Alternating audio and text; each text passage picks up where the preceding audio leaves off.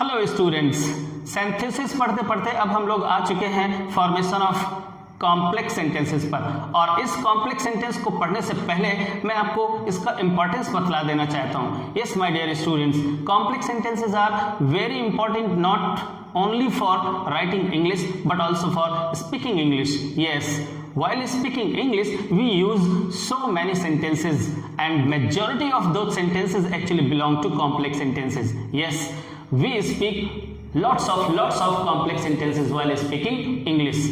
न केवल इंग्लिश बोलते समय बल्कि हम हिंदी बोलते समय भी बहुत सारे कॉम्प्लेक्स सेंटेंसेस बोलते हैं। और यदि आप लोग कॉम्प्लेक्स सेंटेंसेस नहीं अच्छी तरीके से जानते हैं तो फिर राइटिंग भी काफ़ी डिफिकल्ट हो जाती है और साथ में स्पीकिंग तो इम्पॉसिबल हो जाती है। इसलिए यहाँ से ये वीडियो बहुत ही इंपॉर्टेंट होने वाला है। और न केवल ये वीडियो बल्कि इस कॉम्प्लेक्स सेंटेंस सीरीज पर अब जितने भी आगे आने वाले वीडियोस हैं वो आपके लिए बहुत ज़्यादा इंपॉर्टेंट होने वाले हैं। इसलिए मैं आपसे एक रिक्वेस्ट करना चाहता हूँ कि आप इस वीडियो को पूरा देखें और साथ में आने वाले सारे वीडियोज को भी बड़े ध्यान से देखिए। ओके, तो चलिए शुरू करते हैं। सबसे पहले जानते हैं कि कॉम्प्लेक्स सेंटेंस होता क्या है। ये जानने के लिए आपको इसकी डेफिनेशन को अच्छी तरीके से पढ़ना होगा और समझना होगा। चलिए मैं इसकी डेफिनेशन आपको बताता हूं क्या है। देखिए जरा इसकी डेफिनेशन को पढ़ते हैं। A complex sentence consists of one main clause and one or more subordinate clauses. Means complex sentence बना होता है एक मेन क्लॉज से and one or more subordinate clauses, और एक अथवा एक से अधिक सबऑर्डिनेट क्लॉज से मिलकर बनता है। ओके, अर्थात कॉम्प्लेक्स सेंटेंस एक ऐसा वाक्य होता है जिसमें एक मेन क्लॉज होती है और कम से कम एक सबऑर्डिनेट क्लॉज होती है। दो भी हो सकती है, तीन भी हो सकती है और भी अनेक सबऑर्डिनेट क्लॉजेस हो सकती हैं। तो एक ऐसे सेंटेंस को हम कॉम्प्लेक्स सेंटेंस बोलते हैं। ओके, लेकिन इससे पहले कि कॉम्प्लेक्स सेंटेंस के हम दर्शन करें, उसको देखें वो कैसा होता है, चलिए कुछ ऐसे शब्द हैं जिनका मतलब आपको अच्छे तरीके से आना चाहिए। उनमें से पहला एक शब्द है, ये मेन क्लॉज क्या है भाई। सबसे बड़ी बात है मेन क्लॉज जानो। तो आपको ये बताने से पहले कि मेन क्लॉज क्या है, मैं आपको ये बता देना चाहता हूं कि मेन क्लॉज को हम इन तीन नामों से जानते हैं। पहला मेन क्लॉज, दूसरा हम उसी को प्रिंसिपल क्लॉज भी बोल देते हैं और तीसरा हम उसे इंडिपेंडेंट क्लॉज बोल देते हैं। ओके, ये इंडिपेंडेंट भी होती है, प्रिंसिपल क्लॉज भी इसे बोलते हैं, मुख्य उपवाक्य हम इसे बोलते हैं, और मेन क्लॉज माने मुख्य वाक्य, इसका भी मतलब वही हो गया उपवाक्य, उसे बोलते हैं। और दूसरी चीज है आपको ये जानना है कि ये सबऑर्डिनेट क्लॉज क्या है, इसका क्या मतलब होता है। तो हिंदी में इसका अर्थ होता है आश्रित उपवाक्य। सबऑर्डिनेट मींस आश्रित और क्लॉज माने उपवाक्य। ओके, तो देखिए जरा इसे भी हम कुछ दो तीन नामों से जानते हैं। देखिए जरा सबऑर्डिनेट क्लॉज, इसी को हम डिपेंडेंट क्लॉज के नाम से भी जानते हैं। ओके, और इसे ही हम एम्बेडेड क्लॉज के नाम से भी जानते हैं। अब ये एम्बेडेड क्या है, डिपेंडेंट क्या है, मेरे साथ बने रहिए, मैं हर एक बात को बहुत ही क्लियरली आपको बताने जा रहा हूं। तो देखिए जरा सबसे पहले हम देख लेते हैं कि ये मेन क्लॉज क्या होती है।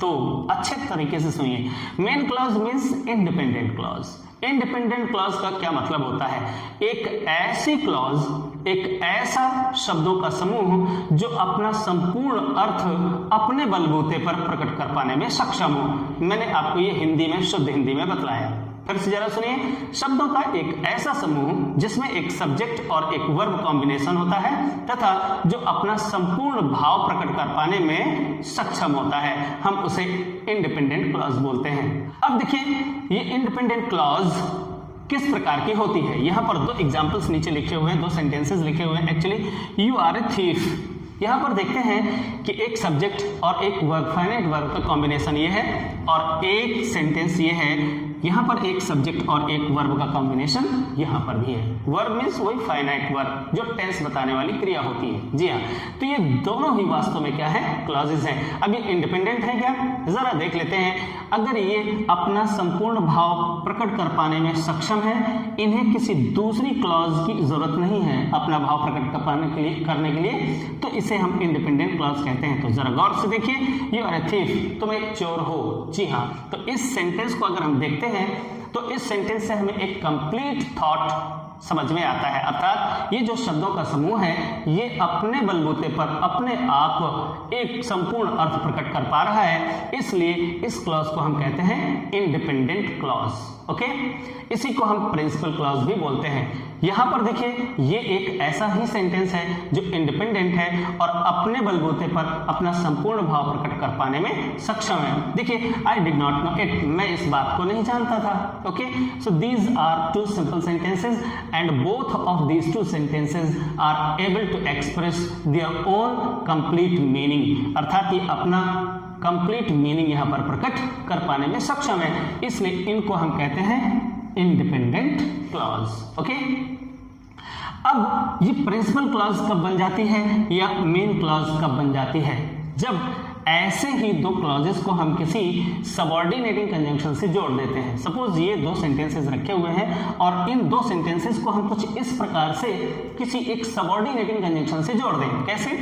आई डिड नॉट नो, मैं नहीं जानता था, that you are a thief, you are a thief। Okay, अब ये दोनों ही सेंटेंस मिलकर एक बड़ा सेंटेंस बन गए, इनफैक्ट एक कॉम्प्लेक्स सेंटेंस बन गया। क्यों बन गया? क्योंकि यहां पर एक आपके सामने ये जो क्लॉज है ये आपकी प्रिंसिपल क्लॉज है और ये सबऑर्डिनेटिंग कंजंक्शन है, तो इस सबऑर्डिनेटिंग कंजंक्शन से प्रारंभ होने वाली ये जो क्लॉज है ये आपकी सबऑर्डिनेट क्लॉज बन गई। ओके, ये आपकी सबऑर्डिनेट क्लॉज है और ये मेन क्लॉज है। और डेफिनेशन यही बतलाती है कि कॉम्प्लेक्स सेंटेंस एक ऐसा वाक्य होता है जिसमें एक मेन क्लॉज होती है और एक सबऑर्डिनेट क्लॉज होती है। ऑलराइट, अच्छा, तो ये आपका एक सेंटेंस बन गया कॉम्प्लेक्स। ओके, ऑलराइट, अब जरा गौर से समझिए। अब मैं आपको बतलाने जा रहा हूं कि ये वास्तव में डिपेंडेंट क्या होती है, इंडिपेंडेंट। मैंने आपको बतलाया कि इंडिपेंडेंट क्या होती है, आपको समझ में आया होगा। अब मैं आपको बतलाने जा रहा हूं कि सबऑर्डिनेट क्या होती है, डिपेंडेंट क्या होती है या एम्बेडेड क्या होती है। ओके, इन चीजों को, इस टर्मिनोलॉजी को आपको बहुत अच्छे से समझना होगा। चलिए जरा देखते हैं कि आखिर ये सबऑर्डिनेट क्लॉज क्या होती है।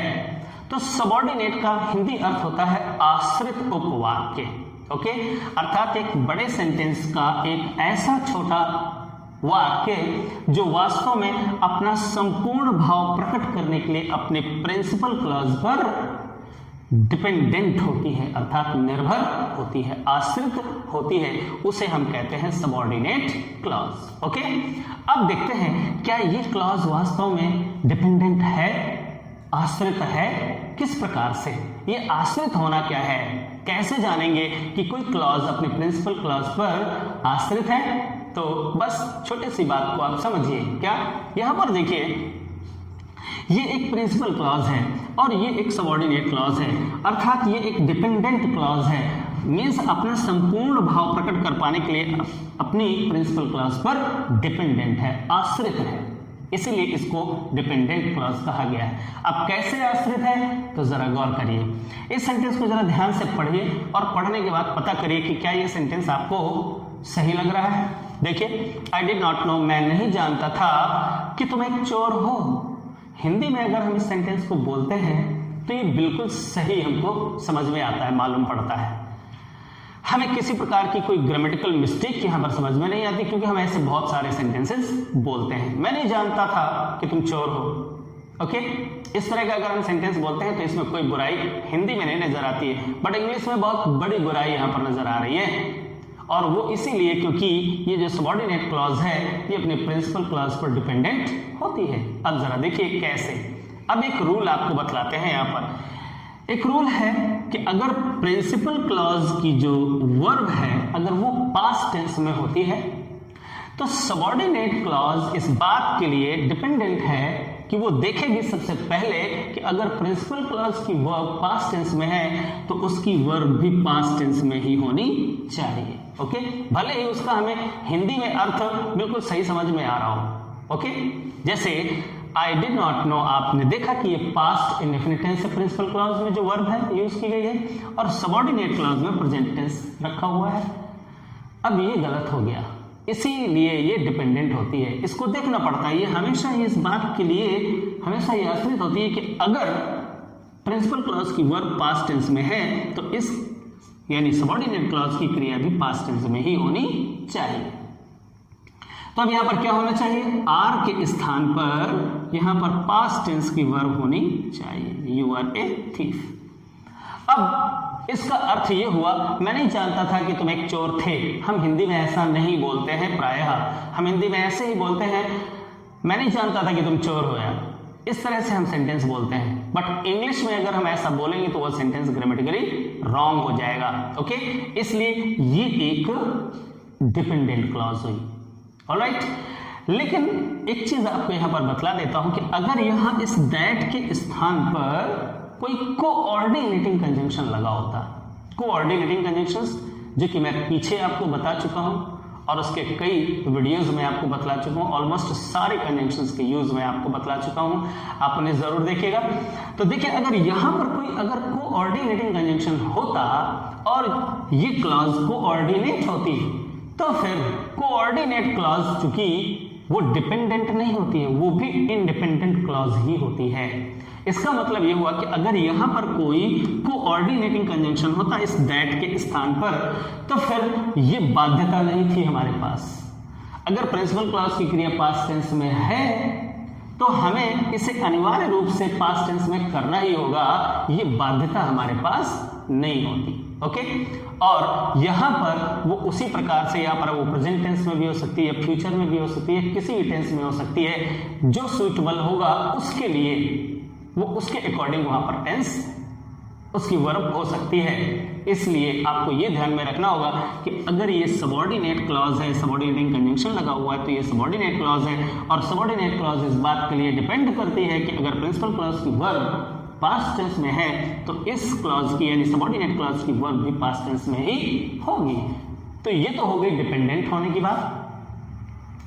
अब एक और चीज आपको बता देता हूं, अगर एक और रूल है ये प्रिंसिपल क्लॉज के लिए और सबऑर्डिनेट क्लॉज के लिए, अगर प्रिंसिपल क्लॉज की क्रिया फ्यूचर टेंस में है, जैसे कह दिया जाए यू विल पास, तुम पास हो जाओगे, अगर ये फ्यूचर टेंस में है प्रिंसिपल क्लॉज की क्रिया, और फिर हम कोई एक सबऑर्डिनेटिंग कंजंक्शन लगाते हैं, जैसे हमने इफ एक सबऑर्डिनेटिंग कंजंक्शन लगा दिया और फिर एक सेंटेंस लिखते हैं जैसे you will pass if you work hard, if you work hard. अब यहां पर क्या खास है ये जरा देखिए, ये है सबऑर्डिनेटिंग कंजंक्शन और इससे शुरू होने वाली ये क्लॉज हो गई सबऑर्डिनेट क्लॉज।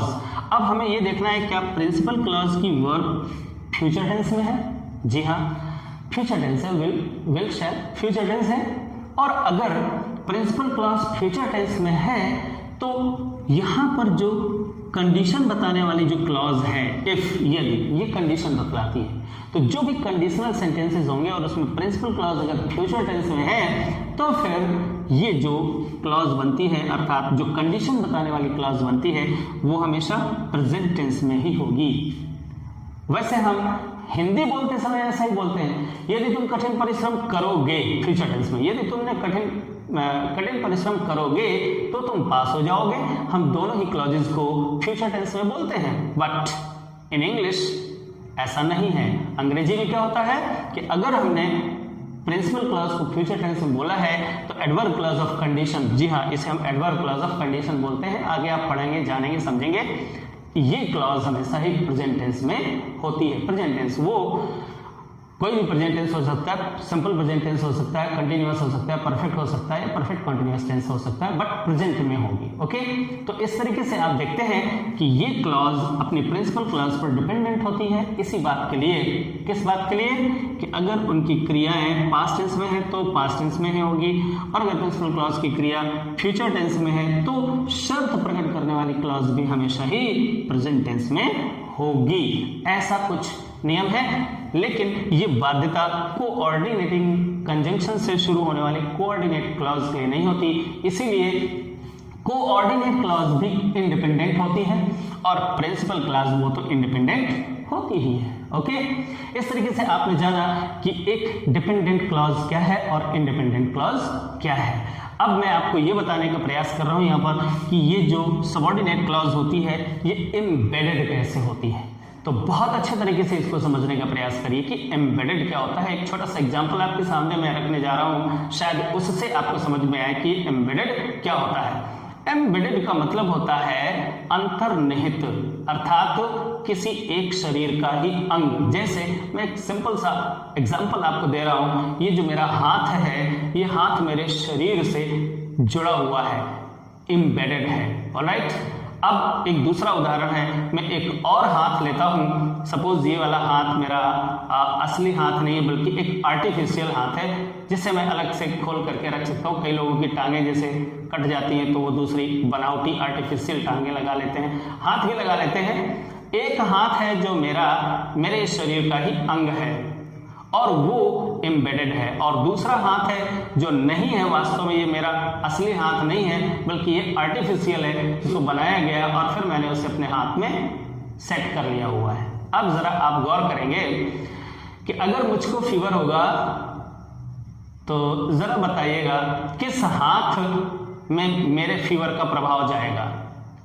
अगर मेरे ब्लड में इन्फेक्शन है तो किस हाथ में इन्फेक्शन जाएगा?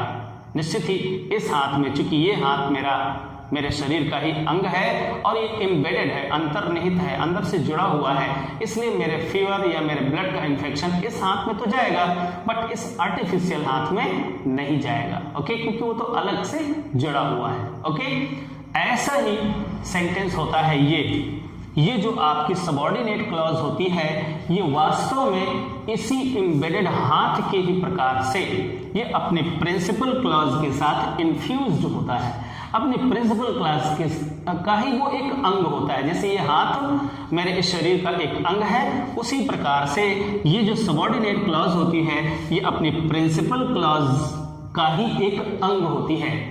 अब ये कैसे पता चले कि ये क्या अंग है, कौन सा अंग है, ये शायद आपको कुछ अजीब सा लग रहा होगा, बट डोंट वरी, मैं आपको यही बताऊंगा कि ये किस प्रकार से इसी का अंग होती है। तो जरा ये देखिए, आपने पिछली कक्षाओं में सेंटेंसेस के पार्ट्स के बारे में तो पढ़ा होगा। जी हाँ, मैं छोटा सा इंट्रोडक्शन यहाँ आपको याद दिलाने के लिए दे रहा हूँ कि जैसे एक सेंटेंस के पार्ट्स जब आपने पढ़े तो सेंटेंस के पार्ट्स होते हैं मेनली दो, जैसे सब्जेक्ट एंड प्रेडिकेट।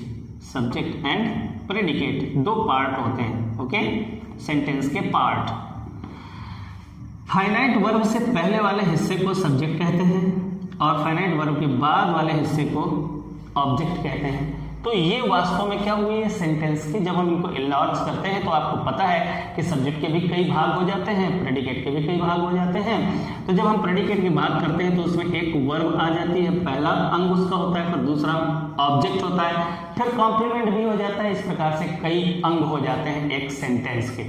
ओके, और जैसे एक सेंटेंस में सब्जेक्ट होता है वैसे ही ये जो सबऑर्डिनेट क्लॉज होती है अपनी प्रिंसिपल क्लॉज की क्रिया का कभी ये सब्जेक्ट बनती है, वैसे ही कभी ये अपनी प्रिंसिपल क्लॉज की क्रिया का ऑब्जेक्ट बनती है।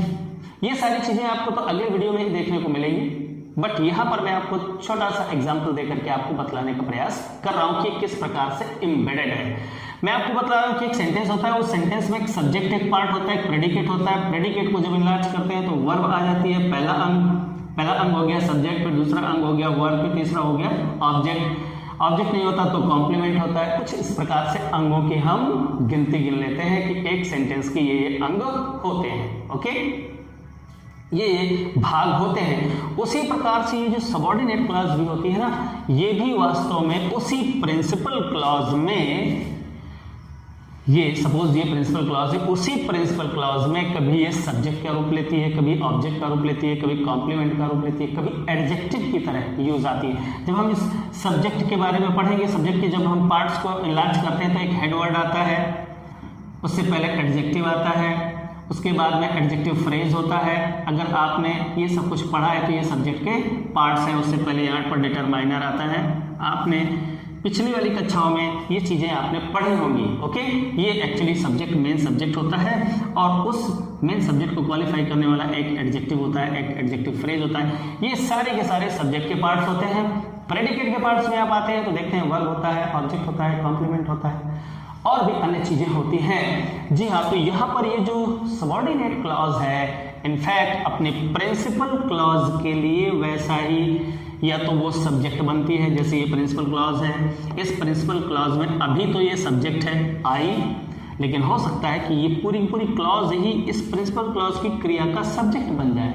ओके, या फिर हो सकता है कि इस प्रिंसिपल क्लॉज की ये जो क्रिया है, इस क्रिया का ऑब्जेक्ट बन जाए, जो कि अभी है ये। देखिए जरा कैसे ऑब्जेक्ट को आप कैसे पता करते हैं। जब आप प्रिंसिपल क्लॉज की क्रिया से पूछते हैं क्वेश्चन क्या पूछते हैं, तो क्या के आंसर में आपको मिलता है ऑब्जेक्ट। तो जैसे हमने यहाँ पर पूछा आई डिड नॉट नो, मैं नहीं जानता था। क्या नहीं जानता था? अगर आप प्रश्न करें तो क्या के उत्तर में आपको ये पूरी की पूरी क्लॉज मिलेगी, कोई एक वर्ड नहीं मिलेगा यहाँ पर, ये इनमें से कोई एक वर्ड नहीं, बल्कि वास्तव में इस वर्ब से पूछे गए प्रश्न के जवाब में आपको ये पूरी पूरी क्लॉज मिलेगी। जैसे मैं नहीं जानता था, क्या नहीं जानता था? कि तुम एक चोर हो, ये वाली बात मैं नहीं जानता था। तो आप देख रहे हैं कि इस क्रिया के ऑब्जेक्ट के रूप में रखी हुई है ये क्लॉज। इट मींस ये प्रिंसिपल क्लॉज का ऑब्जेक्ट है। इसका मतलब ये हुआ कि ये प्रिंसिपल क्लॉज से एम्बेडेड है। ओके, इसीलिए यहाँ पर प्रिंसिपल क्लॉज की क्रिया अगर पास्ट टेंस में है तो ये भी पास्ट टेंस में होगी। बिल्कुल उसी प्रकार से कि अगर मेरे शरीर का ब्लड इन्फेक्टेड है तो मेरे इस एम्बेडेड हाथ का ब्लड भी इन्फेक्टेड होगा।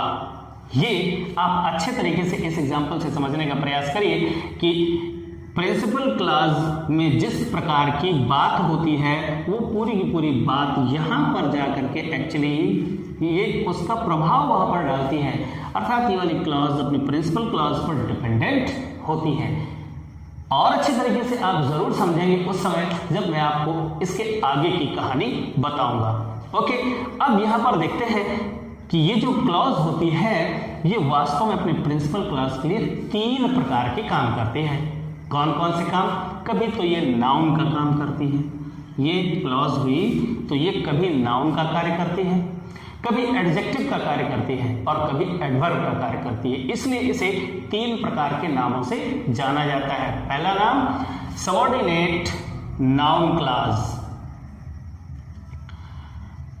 अब अगर ये वाली जो क्लॉज है सबऑर्डिनेट क्लॉज अपने प्रिंसिपल क्लॉज के लिए नाउन का कार्य कर रही है तो इसे हम कह देंगे सबऑर्डिनेट नाउन क्लॉज। ओके, अब इसके लिए आपको मालूम होना चाहिए कि नाउन के काम क्या होते हैं। कैसे पता चलेगा कि ये नाउन का कार्य कर रही है या नहीं कर रही है? तो इसके लिए आपको एक अगला वीडियो देखना पड़ेगा जिसमें मैं आपको बतलाने जा रहा हूं नाउन क्लॉज, नाउन के काम क्या होते हैं और वो अपने प्रिंसिपल क्लॉज के लिए किस प्रकार से प्रयुक्त होती है। तो उस वीडियो को देखना मत भूलिएगा, क्योंकि उसमें आपको क्लियर होगा, ये अच्छे तरीके से क्लियर हो जाएगा कि ये वास्तव में किस प्रकार से अंतर्निहित होती है, किस प्रकार से ये एम्बेडेड होती है। आपको अगले ही वीडियो में आपको ये देखने को मिलेगा। अब देखते हैं अगर यही सबऑर्डिनेट क्लॉज अपने प्रिंसिपल क्लॉज में रखे हुए किसी नाउन या प्रोनाउन के बारे में कुछ एडिशनल इंफॉर्मेशन दे रही है, क्वालिफाई कर रही है, तो क्वालिफायर्स क्या होते हैं? एडजेक्टिव। अगर ये एडजेक्टिव का काम करेंगे तो इसी को कहेंगे सबऑर्डिनेट एडजेक्टिव क्लॉज। ओके, और अगर वो सबऑर्डिनेट क्लॉज तीसरा काम अर्थात एडवर्ब का काम कर रही है, एडवर्ब के 9 प्रकार के काम होते हैं, वो सब के सब आपको जानने पड़ेंगे। बट एक ही वीडियो में आपको ये सारे के सारे काम नहीं बताए जा सकते, तो फिर वो क्या होगा? वो सबऑर्डिनेट एडवर्ब क्लॉज होगी। तो इस प्रकार से हम देखते हैं तो सबऑर्डिनेट क्लॉज भी 3 प्रकार के नामों से जानती है अपने काम के आधार पर, और वो 3 नाम है subordinate noun clause, subordinate adjective clause और सबऑर्डिनेट एडवर्ब क्लॉज। जैसे यहाँ पर देखते हैं you will pass if you work hard, यदि तुम कठिन परिश्रम करोगे तो तुम पास हो जाओगे। तो यदि तुम कठिन परिश्रम करोगे यह शर्त है। ओके, और अगर आप जानते हैं कि शर्त बताने का काम कौन करता है, कंडीशन बताने का काम कौन करता है?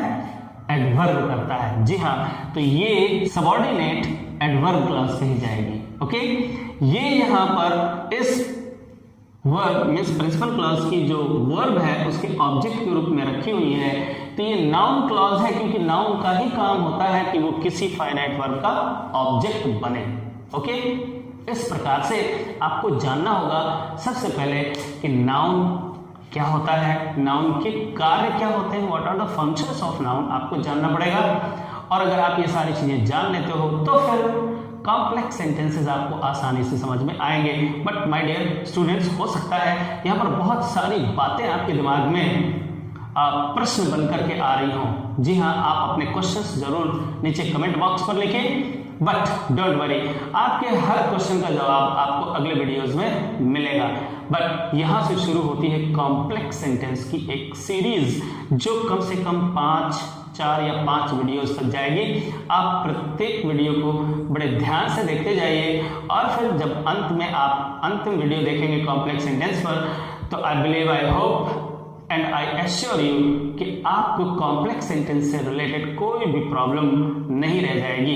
इसलिए आज के लिए इतना ही। अगर आप मेरे नए व्यूअर हैं तो आप जल्दी से, अगर ये वीडियो पसंद आया है तो फटाफट इसको सब्सक्राइब कर लीजिए। सब्सक्राइब करने के साथ ही उस बेल आइकॉन को दबा दीजिएगा और वहां पर ऑल सेलेक्ट करिएगा। इसी प्रकार के यूजफुल वीडियोस आपको नोटिफिकेशन के माध्यम से मिलते रहेंगे और आपको पता चलता रहेगा कि मेरा कब नया वीडियो आया। ओके, तो इसी के साथ इस वीडियो को देखने के लिए बहुत बहुत धन्यवाद। Thank you very much.